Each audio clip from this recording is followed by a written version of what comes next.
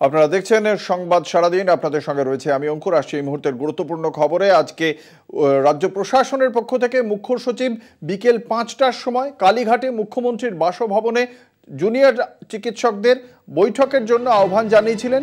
সেই বিষয়ে জুনিয়র চিকিৎসকরা তারা নিজেদের মধ্যে বৈঠক করে এবং বৈঠকের পর তারা বেশ কয়েকটি শর্ত সহ তারা একটি পাল্টা চিঠি পাঠায় রাজ্য প্রশাসনের কাছে। বিকেল 4:30 নাগাদ জুনিয়র ডাক্তারদের যে ইমেল, সেই ইমেলের জবাব দিয়েছেন রাজ্যের মুখ্য সচিব ডক্টর মনোজ পান্থ এবং সেই চিঠিতে জুনিয়র চিকিৎসকরা যে 3টি প্রস্তাব দিয়েছিলেন সেই প্রস্তাবের মধ্যে 3 নম্বর অনুচ্ছেদে যে প্রস্তাবটি রয়েছে সেই প্রস্তাবটি মেনে নিয়েছে রাজ্য প্রশাসন। এই মুহূর্তে আপনারা দেখতে পাচ্ছেন জুনিয়র চিকিৎসকরা তারা কালীঘাটে মুখ্যমন্ত্রীর বাসভবনে যে নির্ধারিত বৈঠক রয়েছে সেই বৈঠকের জন্য তারা রওনা দিচ্ছেন। মানববন্ধন তারা রচনা করেছেন রাজপথে এবং সেখানে জুনিয়র চিকিৎসকদের আগের দিন যে 34 জনের প্রতিনিধি দল গিয়েছিল বৈঠক করতে, আজকেও সেই 34 জনের প্রতিনিধি দল তারা এই মুহূর্তে মানববন্ধন করে রাজপথে দাঁড়িয়ে রয়েছেন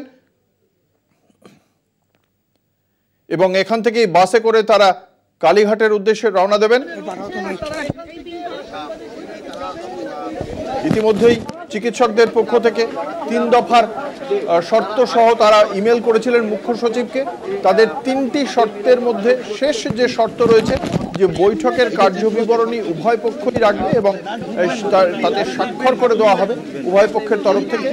সেই যে শর্ত সেই শর্ত ইতিমধ্যেই রাজ্য প্রশাসন মেনে নিয়েছে বলে মুখ্য সচিবের পক্ষ থেকে জানানো হয়েছে জুনিয়র চিকিৎসকদের এবং সেখানে সেই শর্ত মেনে নেওয়ার পরেই এই মুহূর্তে কালীঘাটে মুখ্যমন্ত্রীর বাসভবনের উদ্দেশ্যে রওনা দিচ্ছেন জুনিয়র চিকিৎসকরা।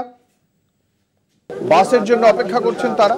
এর আগের দিনও আমরা দেখেছিলাম একটি বাসে করে প্রথম দিনও তারা নবান্নে গিয়েছিলেন। গত বৃহস্পতিবার নবান্নে মুখ্যমন্ত্রী 2 ঘন্টা অপেক্ষা করেন। তারপর মুখ্যমন্ত্রী সাংবাদিক সম্মেলন করে জানান লাইভ স্ট্রিমিংয়ের শর্তে ভেস্তে গিয়েছে বৈঠক। তারপর শনিবার দিন আবারও একটি বৈঠকের ডাক দেন মুখ্যমন্ত্রী স্বয়ং। শনিবার সকালে ধর্নাস্থলে পৌঁছে গিয়েছিলেন সল্টলেকের স্বাস্থ্য ভবনের সামনে। সেই দিনও মূলত লাইভ স্ট্রিমিংয়ের যে শর্ত চিকিৎসকদের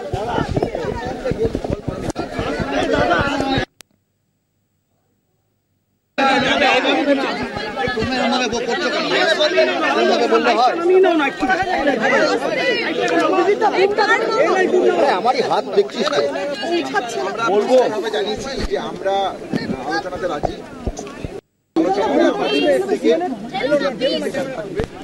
কার্য বিবরণী যা আলোচনা হবে সেই মিনিট লিপিবদ্ধ হবে এবং 2 পক্ষের তাদের দিক থেকে যে মিনিটস থাকবে রাজ্য প্রশাসকের পক্ষ থেকে তারা সেটা নেবে।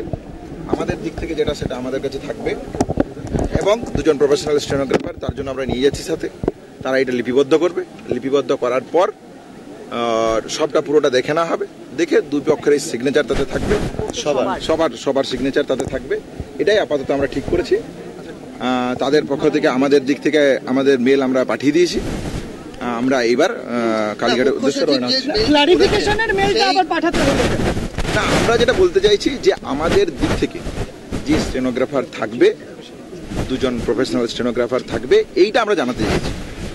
এইটা আমরা জানিয়ে রেখেছি।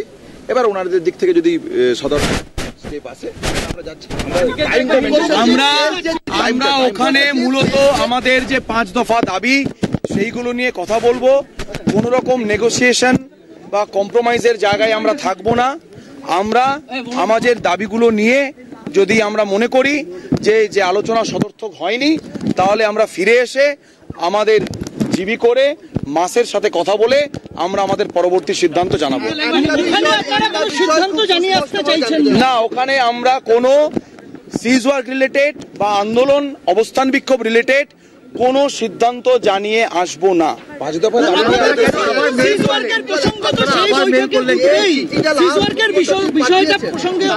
নিশ্চয়ই উঠবে, কারণ সিজ ওয়ার্ক রিলেটেডই তো সমস্ত সমস্যা, নিশ্চয়ই উঠবে। কিন্তু সিজ ওয়ার্ক রিলেটেড কোনো কথা আমরা ওখানে বলবো না। আমাদের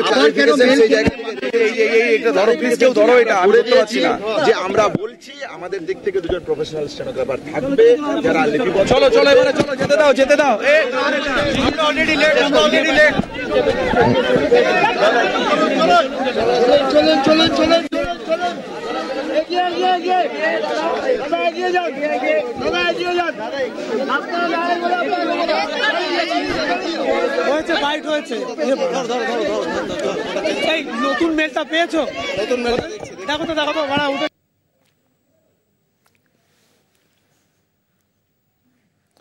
আপনারা দেখলেন জুনিয়র চিকিৎসকদের বক্তব্য। সেখানে একদিকে যেমন তাদের পক্ষ থেকে একটি ক্ল্যারিফিকেশন মেল পাঠানো হয়েছে, তারা যে তৃতীয় বিকল্প শর্তে রাজ্য প্রশাসন সম্মত হয়েছে, সেই তৃতীয় বিকল্পটি ছিল উভয় পক্ষের তরফেই বৈঠকের কার্যবিবরণী সেটা লিপিবদ্ধ করা হবে এবং তারপর উভয় পক্ষই তাতে স্বাক্ষর করবে। ফলে এই যে মিটিং মিনিটস দুজনেই, জুনিয়র চিকিৎসক এবং রাজ্য প্রশাসন মিটিং মিনিটস দুজনেই রাখবে, দুপক্ষই রাখবে এবং দুজনেই সেই মিটিং মিনিটসে সাইন করবে। এই যে শর্ত, এই শর্তে রাজি হয়েছে বলেই দুজন স্টেনোগ্রাফারকে নিয়ে চিকিৎসকরা যাচ্ছেন সেখানে এবং তাদের সঙ্গে থাকা স্টেনোগ্রাফাররা তারা মিটিং মিনিটসটা রাখবেন। তারপর আমরা দেখলাম চিকিৎসকদের পক্ষ থেকে জানানো হলো যে এই বৈঠকে তাদের যে কর্মবিরতি, সেই কর্মবিরতি সংক্রান্ত বিষয়ে তারা কোনো সিদ্ধান্ত জানাবেন না। এই বিষয়ে কোনো সিদ্ধান্ত তারা জানাবেন না এবং এই বৈঠকে যে সিদ্ধান্ত, যে আলোচনা হবে সেই সম্পর্কে তারা যা সিদ্ধান্ত নেওয়ার সেটা ফের ধর্নাস্থলে এসে তারা সেই বিষয়ে জানাবেন। কর্মবিরতি সংক্রান্ত কোনো সিদ্ধান্ত তারা বৈঠকে জানিয়ে আসবেন না বলেই জানিয়েছেন আন্দোলনকারী চিকিৎসকদের পক্ষ থেকে। এই কথাই জানানো হয়েছে এবং অর্থাৎ সেখানে একটা প্রশ্ন উঠছে, তাহলে কি এই বৈঠকে তারা প্রথমেই বলছেন কোনো নেগোসিয়েশন হবে না, অর্থাৎ সেখানে আপোষ রফার কোনো সম্ভাবনা নেই, অর্থাৎ একটা নেতিবাচক মনোভাব নিয়েই কি জুনিয়র চিকিৎসকরা যাচ্ছেন? এই তাদের এই দুইটি বক্তব্যে কিন্তু সেই প্রশ্নটা রাজনৈতিক মহলের একাংশ অবশ্যই তুলছে যে এই মনোভাব কি আদৌ নেতিবাচক? এই বৈঠকটা একটা সদর্থক মনোভাব নিয়ে আলোচনার মাধ্যমে একটা এই যাতে অচলাবস্থা কাটে সে তার জন্য কি কি চিন্তা ভাবনা রয়েছে সেটা দুপক্ষের কাছ থেকে সেই বিষয়ে নমনীয় মনোভাব আশা করে আপামর বাংলা। ফলে সেই জায়গা থেকে চিকিৎসকদের কতটা সদিচ্ছা আছে সেটা আমরা বুঝতে পারবো।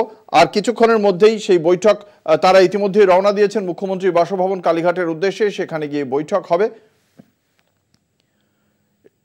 কিন্তু সেই বৈঠকে যাওয়ার আগে চিকিৎসকদের পক্ষ থেকে জানানো হলো যেটা মূল বিষয়, যে তাদের কর্মবিরতি, সেই কর্মবিরতি সংক্রান্ত বিষয়ে চিকিৎসকরা তাদের যে সিদ্ধান্ত বা অবস্থান তা সেখানে ঘোষণা করবেন না। ফলে এই অবস্থান অত্যন্ত গুরুত্বপূর্ণ। তার পাশাপাশি আপোষ রফার ক্ষেত্রে তাদের যে 5 দফা দাবি, সেই 5 দফা দাবির সিদ্ধান্তেও তারা অনড় থাকছেন এবং আপোষ রফায় তারা যাবেন না বলেই জানাচ্ছেন। আপনারা দেখতে পাচ্ছেন এই মুহূর্তে চিকিৎসকদের যে প্রতিনিধি দল তারা রওনা দিচ্ছেন, তাদের জন্য নির্ধারিত বাসে করে এই মুহূর্তে তারা মানববন্ধন রচনা করে এগিয়ে চলেছেন।